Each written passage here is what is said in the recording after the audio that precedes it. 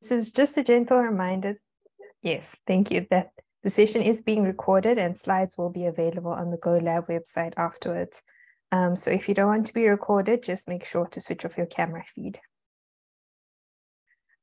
So just a brief overview of today's session.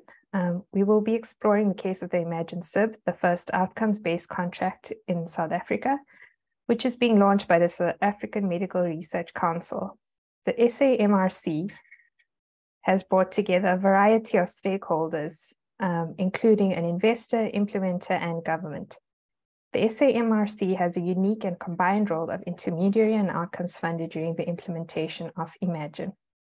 Dr. Neveline Slingers, the Executive Program Manager of SIBS at the SAMRC, as well as a 2023 GoLab Visiting Fellow of Practice, will be presenting the first part of this afternoon's session, where she will give us a glimpse into the Imagine SIB. In part 2 of the program, we will have a deep dive panel session with Neveline and 3 panelists who will introduce themselves later. We will then open the floor to audience members for a quick Q&A. I will now hand over to Neveline to take us through the Imagine SIB. Thanks, Gillian. So I'm Neveline Slingers from the South African Medical Research Council. Can we have the next slide, please? So why the focus on health financing at the MRC? Our situation in South Africa is that South Africa is plagued by social and health inequalities. We have a high burden of disease. There's a shift in donor priorities as less funding is available, and locally there's insufficient fiscal envelope for social and health combination interventions. So one of the solutions is to focus on outcomes-based contracting in order to harness private sector investments and generate interest in social and responsible investment. This can also serve as a platform for cross-sector collaboration and governance in new ways and contribute to advocacy efforts and a paradigm shift in health financing reforms. Next slide, please. So then we set out to develop a social impact bond to improve outcomes related to HIV and pregnancy for school-going adolescent girls and young women in South Africa. Next slide. Some of the slides are just for your information, and so I'll just be passing through them quickly. This is just to note that this is a project with multiple stakeholders: the Medical Research Council, government departments of basic education, health, and science and innovation. The implementer is NACOSA, and we have a private investor. And as I said, the focus is on improving sexual and reproductive health outcomes for adolescent girls and young women in 14 schools across 2 sub-districts in South Africa. Next slide, please. This just sets out the objectives and a little bit about how we go about that and the program content. Next slide, please. This slide shows a little bit about the process of setting the targets. We map the different districts. We chose these sub-districts in combination with the Department of Health and Basic Education to make sure that there are no other funders funding extra projects in those areas. So there's quite a process of identifying exactly how many girls are in the school, how many people are possible to include in the project, as well as based on our counterfactuals of our indicators to try and figure out what our reach should be for the kind of change we want to see. Next slide, please.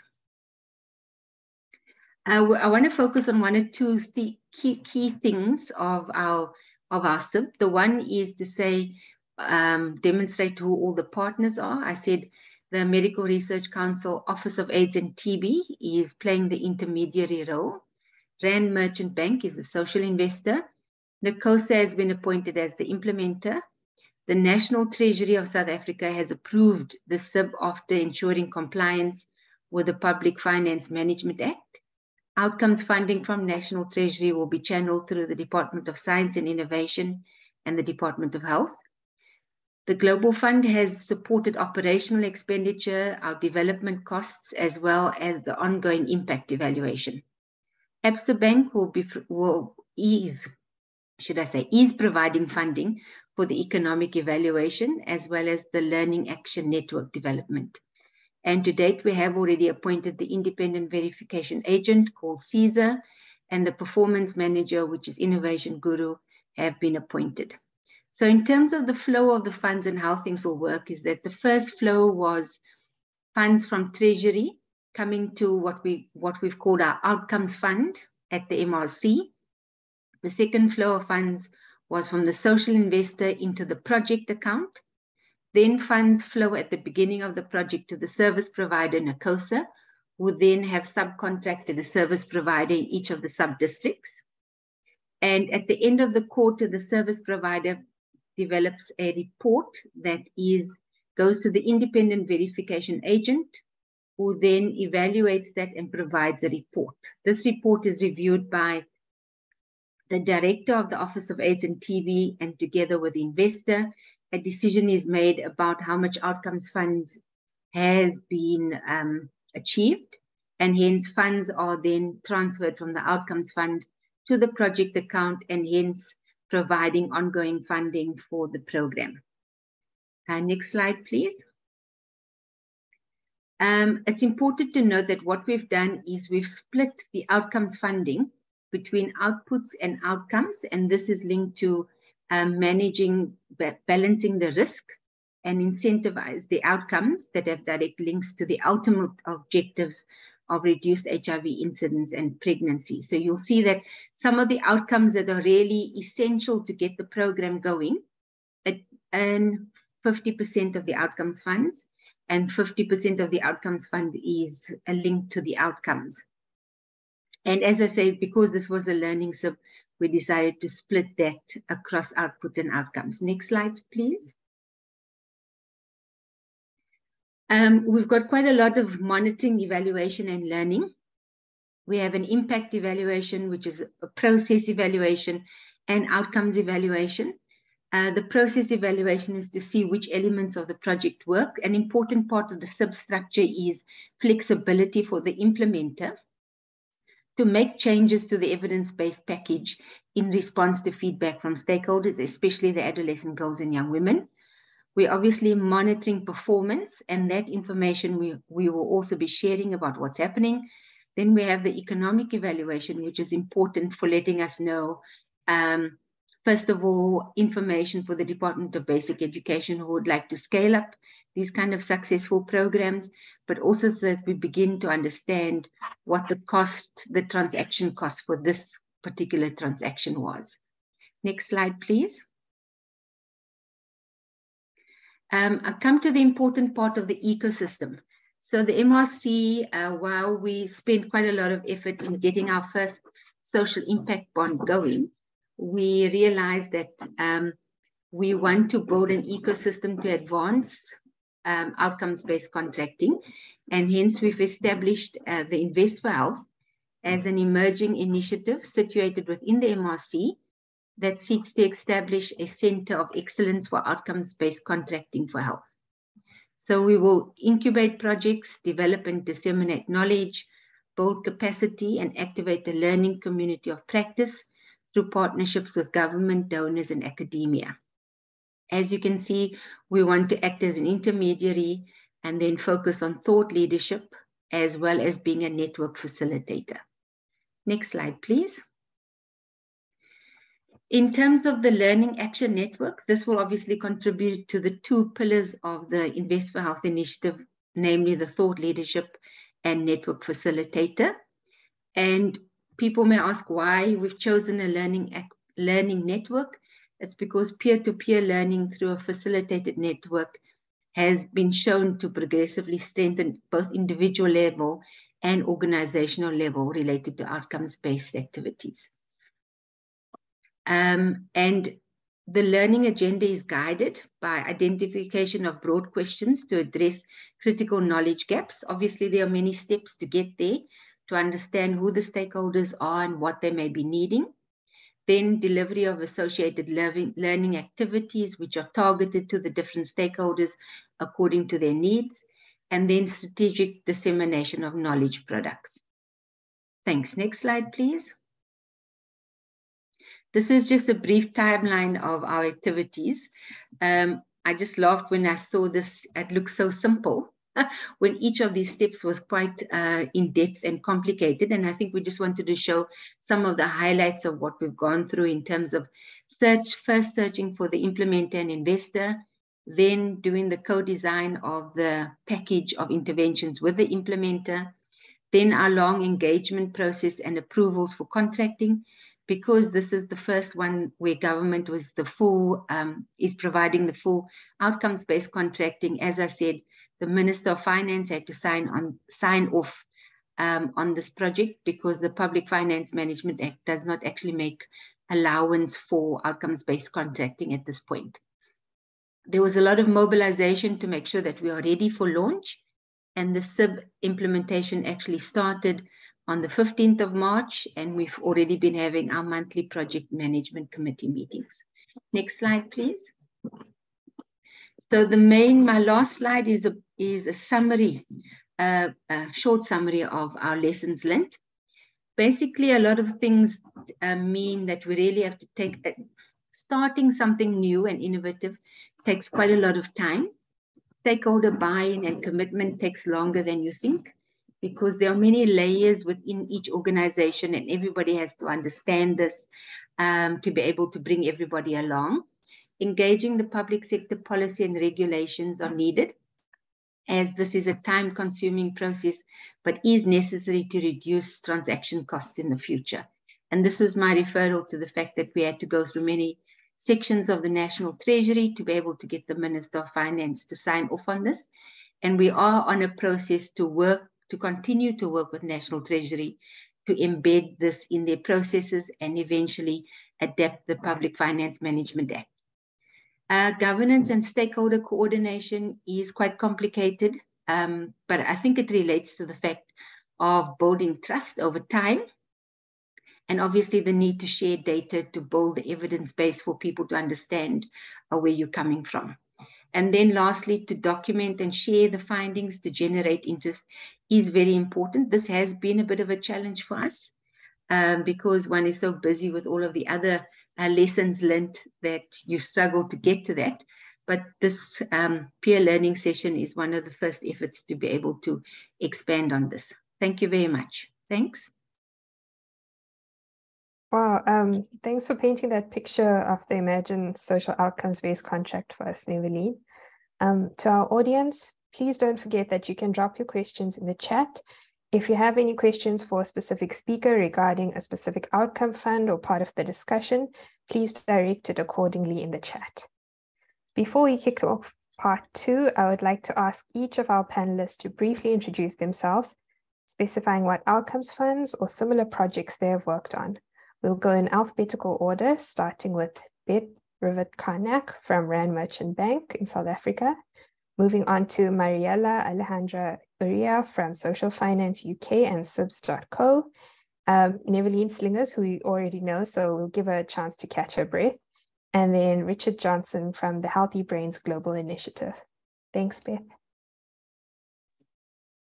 Thanks. Hi, everyone. My name is Beth Rivet-Karnak. I'm at Rand Merchant Bank. So Rand Merchant Bank is one of the leading corporate and investment banks in Africa. And I work specifically in the sustainable finance team. So a large part of our business is in the traditional sustainable finance products, such as use of proceeds and performance-linked instruments. But significant investment is also done in focusing on innovation. And I think what we're trying to solve by participating in this structure, which is our first outcomes-based funding structure, is really to try and solve for our institutional clients that are looking for investment opportunity that delivers both a financial and a social return. And obviously also enable service delivery in an innovative way, as well as crowd in non-traditional participants into these types of interventions. So while this is the first we've participated in, we are exploring the structure for a number of other interventions where the source of cash flow is not immediately tangible from a commercial perspective, but the value of the outcomes is undisputable. And I think there's a lot of innovation that we can do in this space. And we're particularly interested in how we can scale this market in Africa. Thanks very much. Hi everyone, my name is Maria. I'm an associate director at Social Finance, an organization that has been at the forefront of the use of social impact bonds and other outcome-based approaches, not only in the UK, but also globally. As part of the social finance team, I have been working in the design and the implementation of different outcome-based contracts in employment, education, health, and other issue areas, including the Imagine SIB Neveline was referring to in the previous presentation. My main focus area is Latin America, where I have worked mainly in Chile, Colombia, and Mexico. And before joining Social Finance, I led the Social Impact Bonds program in Colombia, also known as SIBSCO. Thank you for having us here.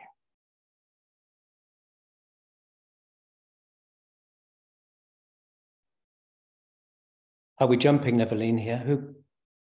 Let's do it. Yeah. Is it me? Okay. Sorry. Hi, I've been working on outcomes contracting for 23 years now. For 12 years, I set up and I ran organizations with delivering under contract with government paid on the basis of the outcomes, mainly in relation to unemployment. For around 10 years, I worked as a senior consultant for the World Bank on this. I have chaired 10 social and development impact bonds over the years. And right now at the Healthy Brains Global Initiative, we're looking to try and address the gap in global understanding of mental health, its causes and consequences, and the gap in services directed at poor mental health. We identify the fact that if we want to deliver more services and make them as effective as possible, we need to pay for the outcomes that those programs deliver, the functional outcomes for the people accessing those services. So we want to do outcomes contracting. But in the outcome contracting space, there is a significant gap in the market. There is no shortage of service providers willing to deliver these programs. There's no shortage of investors, social investors, willing to provide the working capital for the programs. But there is a huge gap in terms of the people willing and able to pay for the outcomes at the end of it. So we're looking to establish a series of thematic outcomes funds and become the outcome payer, in which we will pay service providers for delivering those outcomes in relation to mental health. Thank you. Thanks. Thanks to all our panelists for your introductions. And yeah, let's move on to the discussion.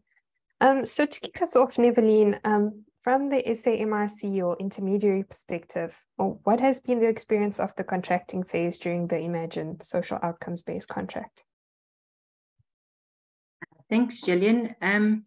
It's been a very interesting process of where all the stakeholders coming together and understanding what their needs and concerns are and interpreting that into the legal language.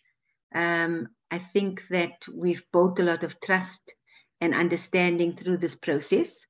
But the contracts have been, it's an ongoing process. No, I think it's only once you've really finalized all the approval processes that you can really finalize the contracts.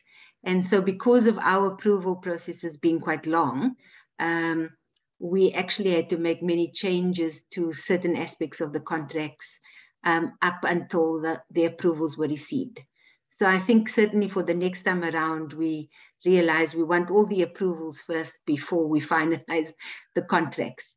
But I think it's certainly, we've learned a lot through this process, and hence the next few times will be a lot easier because we now already have a standard tool to which we can apply in other settings as well. Thanks. Yeah, I mean, that's a great public sector experience and perspective offered there. And now to flip the coin and get the private sector perspective, Beth, what has your experience been like? What elements of the contracting aspect of the program can be standardized, obviously promoting transparency and accountability through the process? And like you mentioned earlier, with the intention to replicate and scale outcomes-based contracting.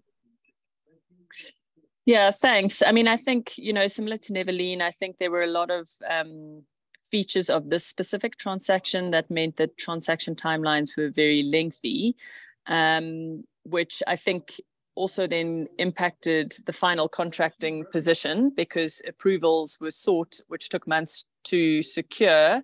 but needed to be baked into the legal agreements, which by the time you actually signed meant that the position probably wasn't economically appropriate. So I think there needs to be obviously standardized approaches to a lot of the provisions, because, you know, the more we engage with people on outcomes-based contracting, I think the concern about transaction costs and transaction timelines always comes up.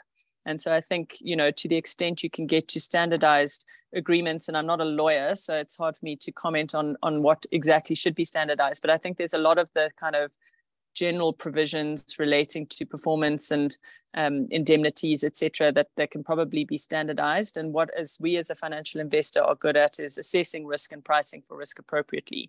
And those are typically the commercial terms that obviously are bespoke, dependent on the nature of the intervention, the track record of the implementer, the outcomes that are being targeted. So obviously those are the more kind of transaction specific, commercially sensitive, and negotiated provisions. But I think there's a lot in terms of the broader construct of the suite of agreements that are needed to put these types of transactions together that can be standardized. And I think that would be a great enabler to almost develop a market standard template that people can then use and obviously focus on what actually does need to be negotiated.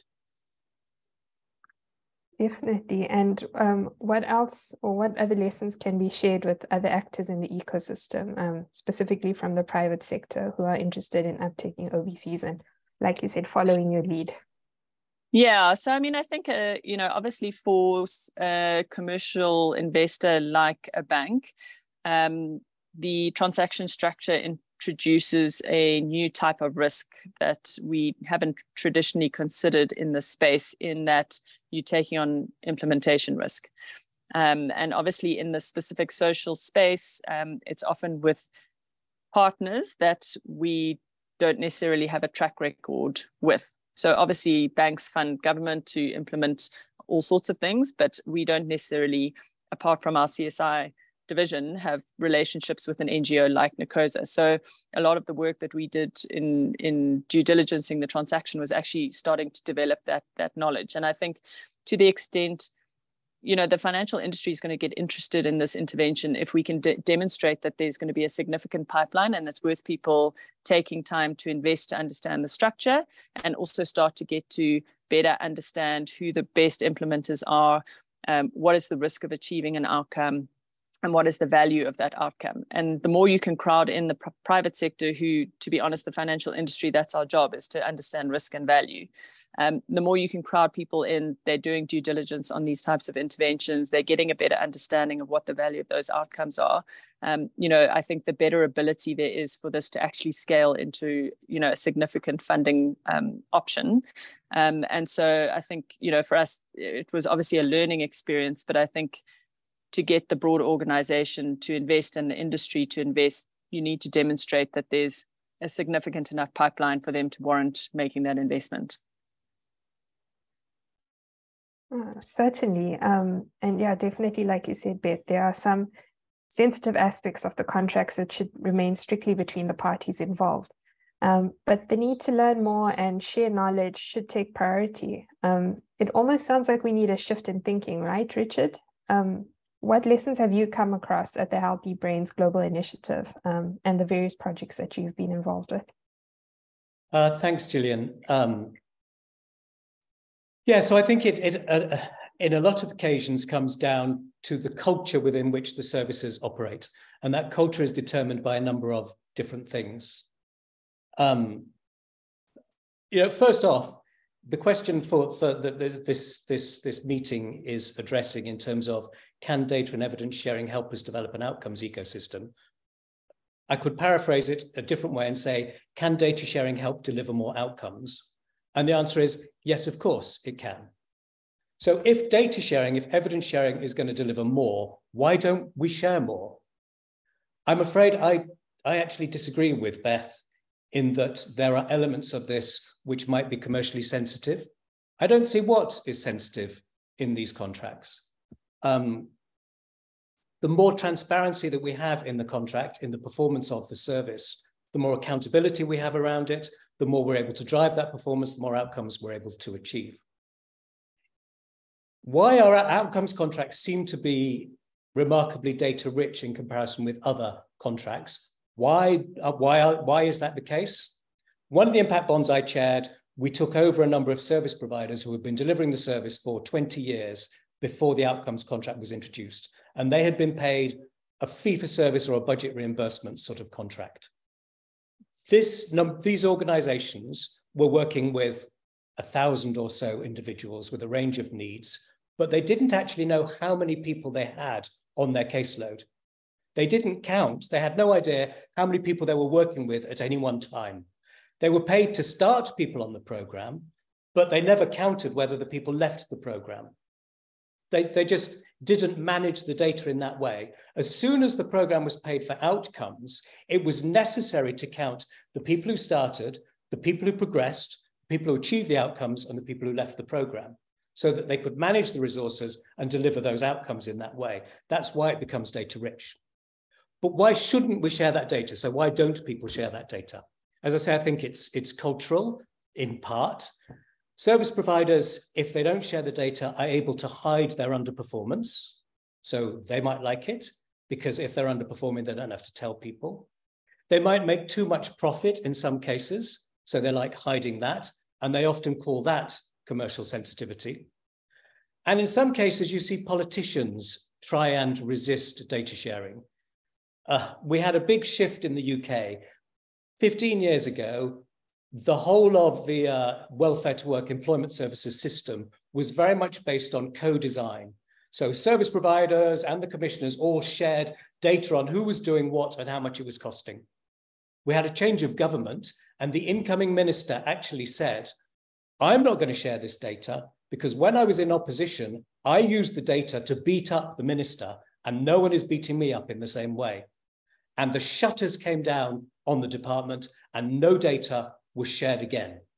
And you saw the industry shift its culture. Service providers stopped sharing data. I've asked questions now in an area of, I said, how many unemployed people have you got and how many are you getting jobs for in your public employment service? And they won't tell me because there is no data sharing now within that culture. If we don't share the data, we won't deliver more outcomes, and we have to challenge that behavior. If we want more outcomes contracts, we've got to demonstrate how these things deliver value for money, which needs more data sharing. No, thanks for that, Richard. And how would you recommend we balance the interests and values of public and private sector actors across the ecosystem? So a good contract, in theory, is aligning the incentives of the commissioner, the person paying for the service provider, and the service user. If we're aiming to deliver outcomes in terms of social outcomes for those service users, then I don't see any argument for not sharing the data, all of the data in relation to the service that is delivered to that service user. If we want to maximize those outcomes, we've got to maximize that data sharing. And that surely should be further aligning the incentives of the commissioner, the public sector, and the private sector, if that's the service provider, with that service user. If you don't share because one of them doesn't want to, then there's a misalignment and there's not as many outcomes as there could be. It's not necessarily a popular view amongst everyone, I know. This commercial sensitivity is often bandied about, but hey. Thanks, Richard. Now, shifting our lens to Latin America, where SIB ecosystems are growing and consolidating, including in Colombia. Mariela, how did the generation of data from SIBs contribute to building the ecosystem? Thanks, Gillian.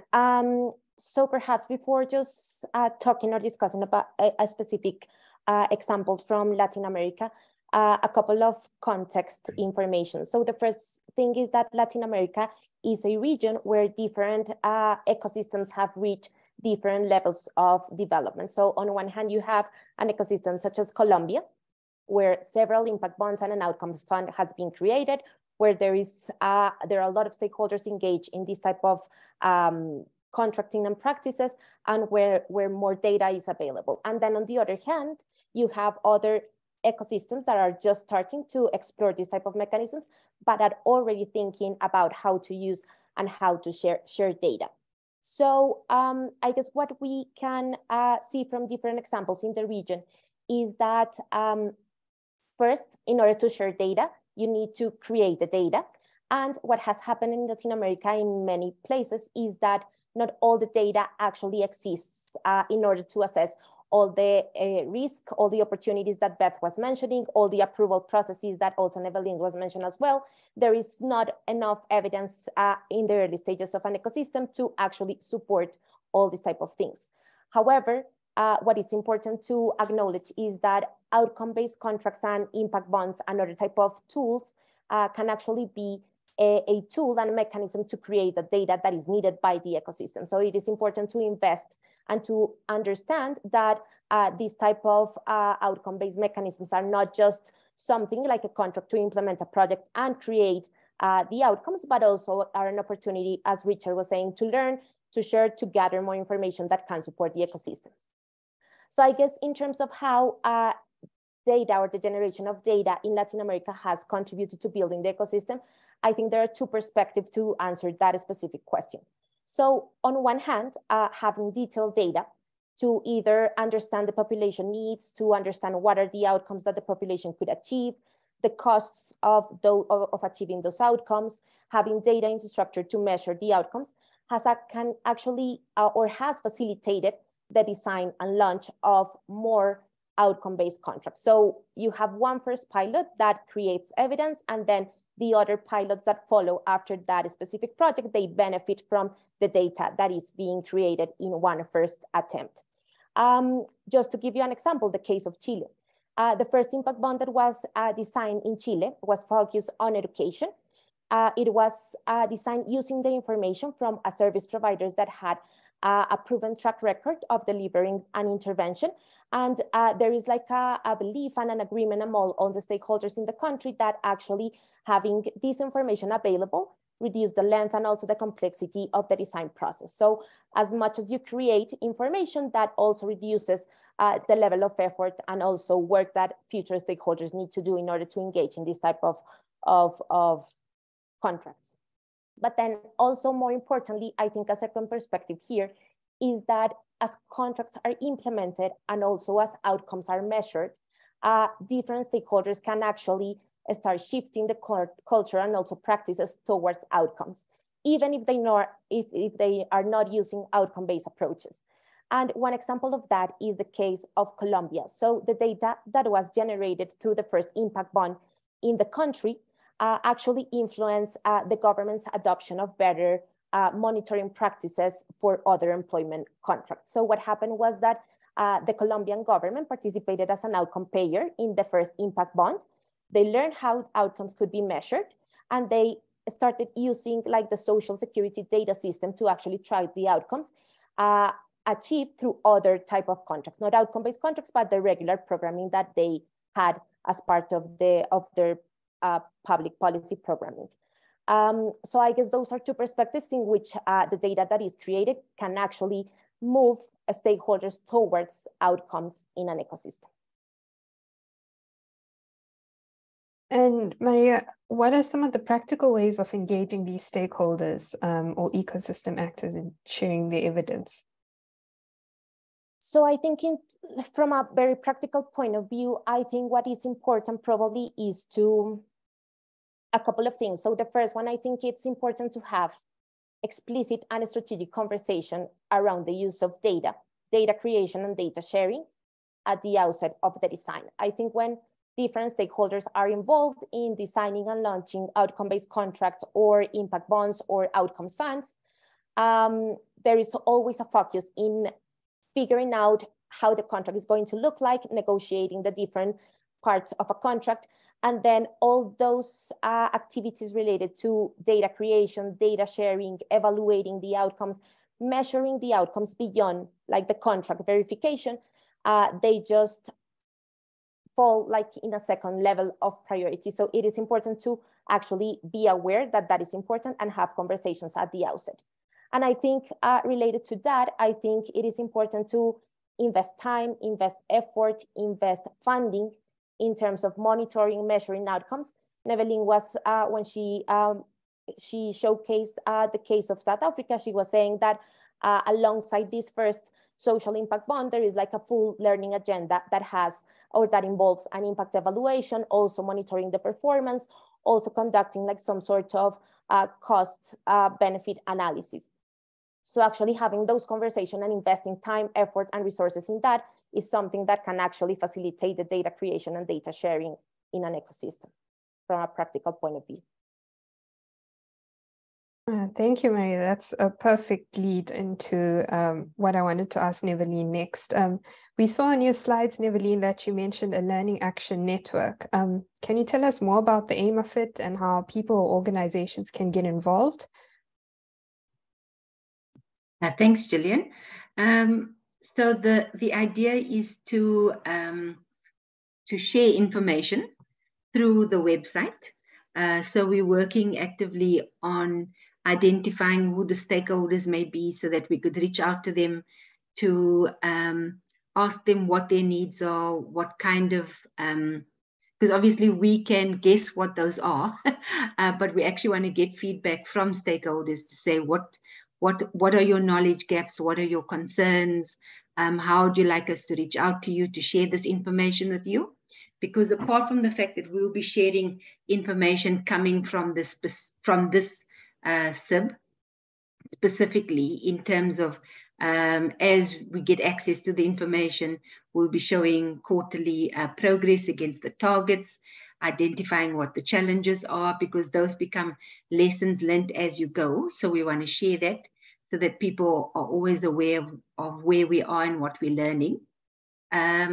And then the aim is really to have a small group of people working with us, which is more a strategic advisory group, who will help us identify areas of that are suitable to outcomes-based contracting, as well as bringing a whole lot of other stakeholders along as well.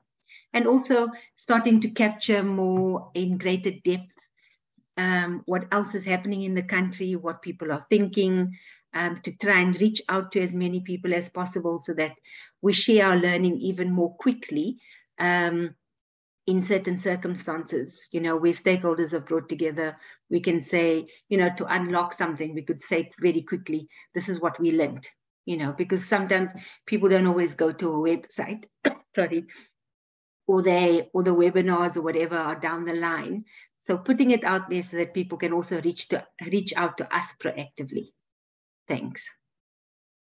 Definitely. And I think what will help, maybe if you can drop your email address in the chat, Neveline, and then if any of the audience members want to get involved, they're more than welcome to. Yeah, let's open up the floor to questions. Juliana or Shri, please go ahead. Yes, so we have some questions in the chat, Gillian, and maybe we can go to Elle first, who has some questions here around who are the best organizations to lead on the data sharing exercises, and also something around the cost in the future for different projects once you already have a first pilot or a first experience. So maybe we can go to Elle first. Thank you. Want to go to her question first? Okay, thanks. Hi. Thank you so much. This is such a great and really energizing conversation. I just wondered whether you had any reflections on who is well placed to help guide and shape this conversation around data and unlocking more data to support the development of the ecosystem. And you've talked also a little bit about cultural barriers to some of this, but are there resourcing barriers, and which actors do you think should be stepping in to contribute to support this work?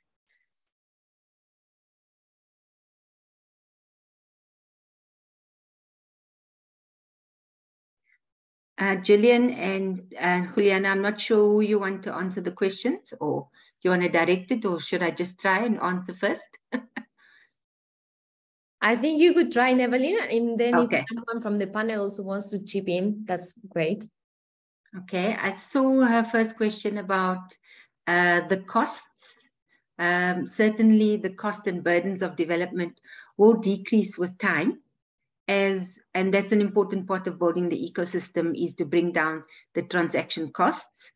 I agree with somebody else's point that sometimes the risks, identifying and calculating the risk for an investor with different projects might take a lot more time. But I think that also relates to what Beth said, is that one needs to work with implementers to develop their understanding and develop implementers as well, because they are an important part of the process. I think in terms of new, where we go from here, we are looking at outcomes-based contracting that have health outcomes, but those are obviously in different areas.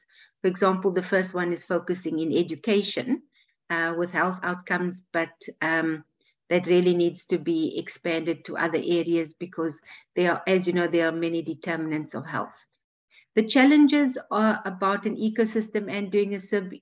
There are definitely resource challenges, and finding people to support the development costs, especially setting down, as I spoke about the fact that it took us basically 2 years to get approval from the Minister of Finance, because of all the different meetings and the different people that we had to bring on board and make sure that they understand the process. And there was a lot of back and forth. So that's quite costly. Getting enough of the data together to be able to inform other outcomes-based contracts is also costly. So that does remain a challenge, and we hope through the Learning Action Network to bring more people who are interested and hence can contribute towards the development costs, while at the same time measuring them and figuring out how we can decrease the costs. I think the culture question that Richard spoke about is very important, because I agree that sharing information is not natural amongst many groups, because people are seen as that is a way to keep someone accountable, and as we know that is a challenge. However, I think just as we're fighting for a paradigm shift to focus on outcomes, we are fighting for a paradigm shift to focus on sharing information for people to be serviced and for a better environment. Thank you. I'll offer Ellen answer as well. So if we somewhat naively assume that those people who pay for social programs in the world want the users of those programs to achieve the best they can, to achieve outcomes from those programs, whether they contract for them or not, then surely it's the people who pay for those programs who should also be paying for data gathering and sharing in order to maximize the chances of those programs performing. So in an international development space, if I, as a funder, as a donor, as a philanthropist, want to make sure that my money is actually having the impact that it should be, then I should be paying to ensure that the data is gathered, made public and learnt from, so that the next program is better, which suggests that this should be being paid for by Gates, by USAID, by FCDO, by the World Bank, by anybody who is actually looking to pay for impact. Now, I suggested that this might be a naive thought, because we currently see within their processes so much that happens that distracts this money, that diverts this money away from impact into the funding of processes, into the funding of activities that don't necessarily deliver an outcome. But if it's an outcome thereafter, if it's an impact thereafter, then they should also be after data and learning and transparency.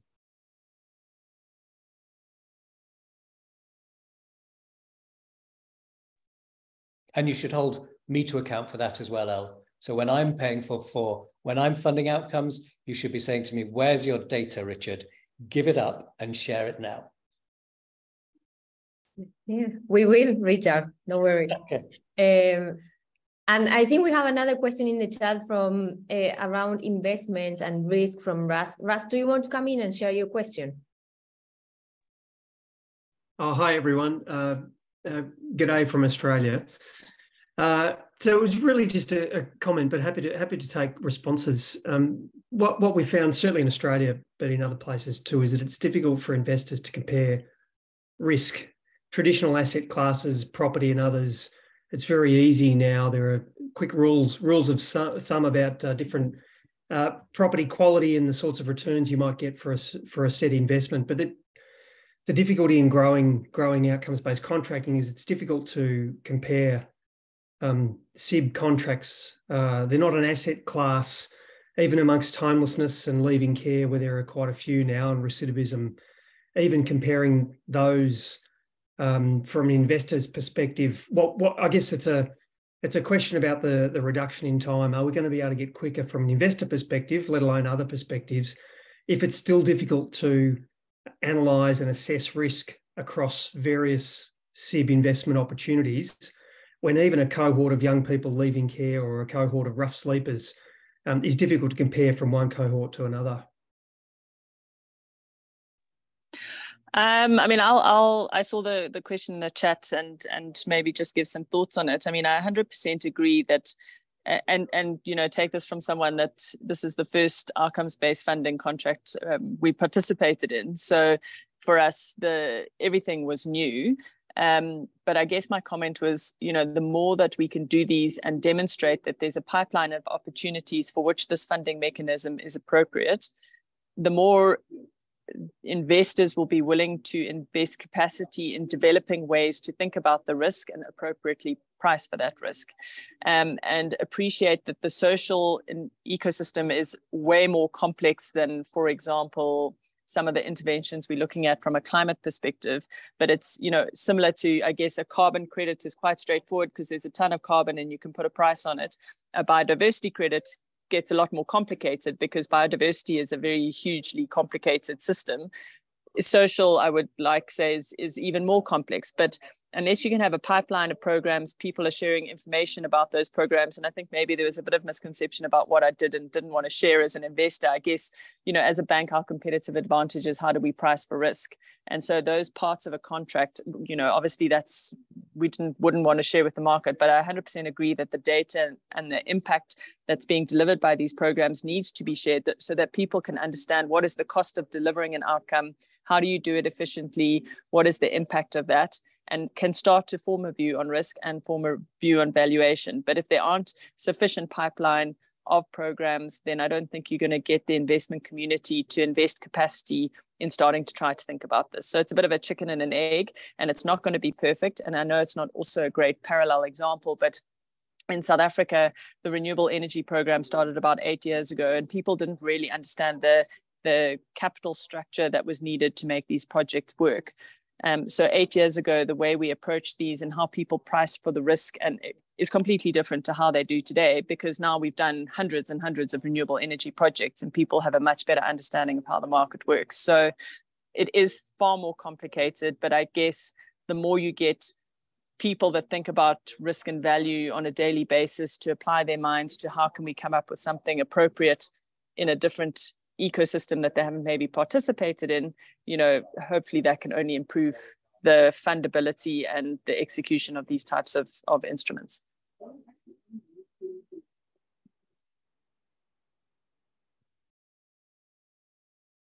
Juliana, I don't know if you want to jump to a different question, but just quickly to add to what Betty is saying.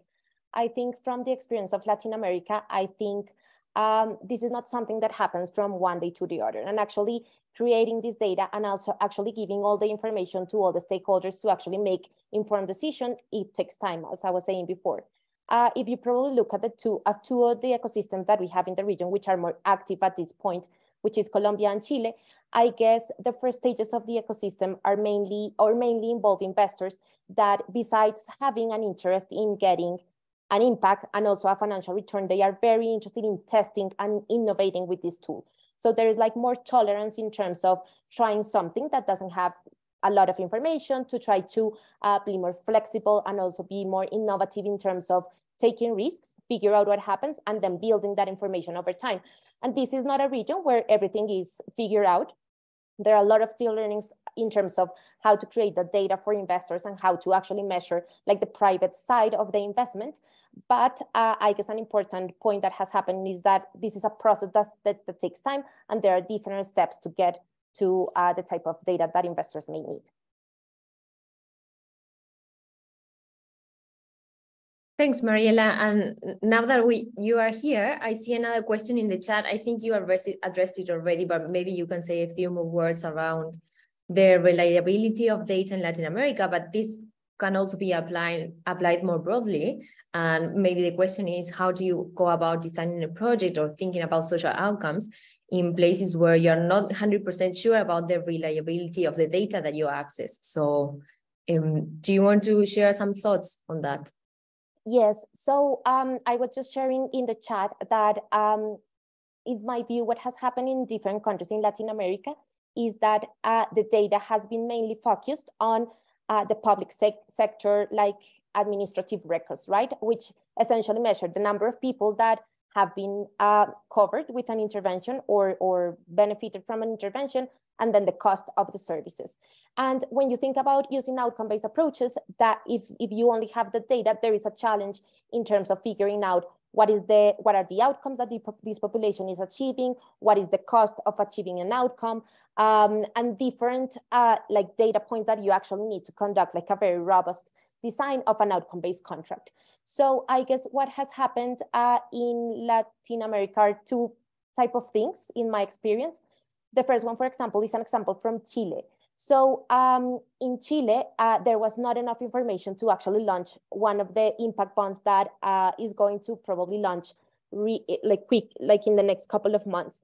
So what the funders and the investors did was to try to fund the service providers of the organizations during 1 year under a traditional funded program. So essentially they were paying for services, for activities, but they were building that evidence base that is actually needed to design an outcome-based contract.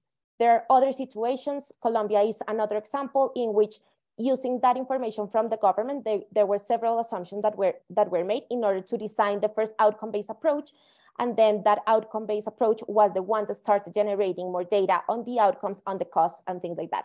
So I guess, again, you don't need to have like all the data, like the perfect data in order to start using outcome-based approaches.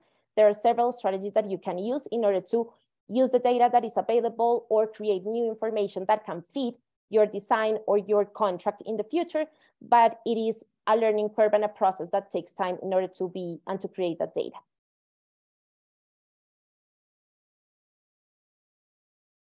Thanks, Mariela. And I think those are all the questions that we have in the chat, Gillian. So it's back to you now.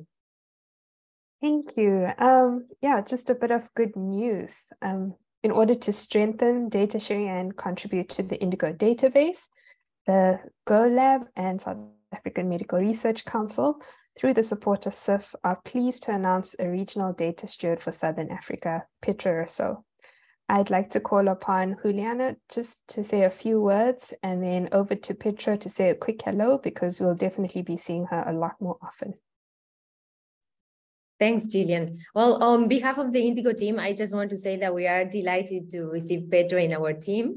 Petra will be the new data steward in South Africa, and she will be covering the whole region of Africa. So she has a very tough job. She will be joining me, she will be joining Osioma, and she will be joining Georgie, who's here, our data steward in Brazil. Georgie is based in Brazil, but he's covering the region of Latin America. So the team is growing, and we are very, very happy to receive Petra and to start working, as we always say, towards better data for better social outcomes.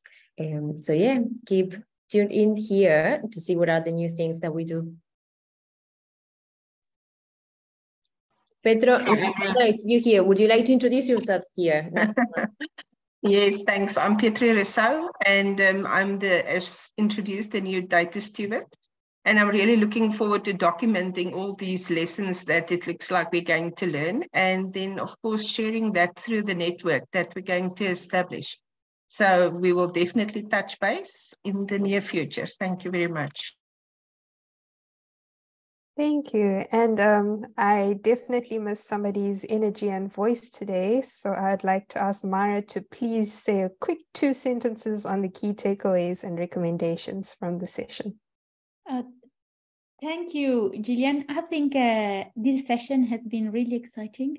We at the GoLab, we always thought that the data and evidence have a lot of value to generate learning, and we shouldn't like host the data and keep it to ourselves. We should send it out there. And it's great to see that the community is growing. And I really enjoy the clear message that Richard sent out. I think that will summarize for me the spirit of this collaborative, which is there is so much learning that takes place when we gather data throughout the chain in a program from start to delivery of impact. And putting data out there will allow people to support this learning from it, and reuse some of the information to create insights that we can't create alone. One of the big line that a colleague at GoLab has put out in the past was when you buy outcomes, also buy the data, because this data allows you to learn how to create more outcome in the future. So I just want to say how grateful I am for the South African team to join the Data Collaborative and to be so supportive of sharing insights, sharing data, putting things on the website, and coordinating with like-minded people globally so that we can learn from each other. So I think this is the beginning of a very, very exciting journey with Petro and Evelyn's team. And hopefully we will see more data being shared from all the ecosystem, and I look forward to see how an ecosystem that starts with this culture grows and develops. So I'll stop here. Thanks, Mara. And yeah, just to everybody, a reminder that you can sign up to the GoLab newsletter, and you can also reach out to Neveline to follow the development of the Imagine SIB and the Invest for Help platform that they are building at the SAMRC. Thank you, everybody, for your time today. Be sure to check out the resources on the GoLab website, and we'll see you at the next event. Bye. Take care. Thanks, Julian. Thanks, everybody. Thank you, everyone. Take care. Thanks for a great session. Thanks.